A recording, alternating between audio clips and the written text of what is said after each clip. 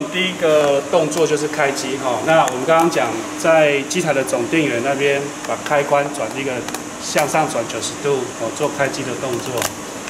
第二个，荧幕这边画面出来之后会显示目前这个画面啊。它这个画面呢，它有显示按了急停啊，按了紧急停车的讯息。所以呢，当你有看到按了紧急停车，哦，那这时候呢，我们必须把急停的按钮，啊，把急停的按钮，把它转逆时针方向转，它会弹上来。好，急停转开了之后呢，接下来按电源开关这一个，啊，大概往下压，再放开，啊，那这时候机台就会按起来了。接下来呢，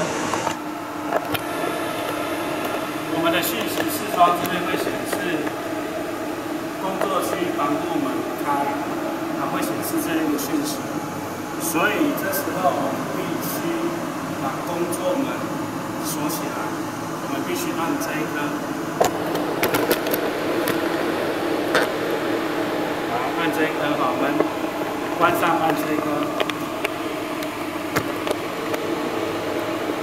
接下来，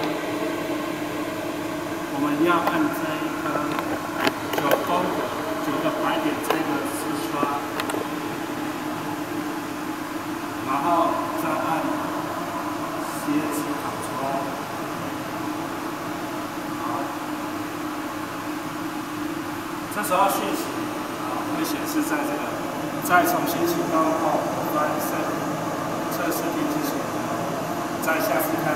在我身上来下进行自动测试，看到这个讯息的时候呢，必须再按门解锁，再按一下这一个按钮。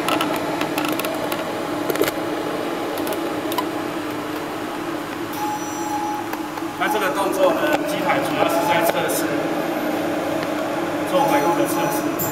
测试完成以后，它还会再显示工作区防护门开。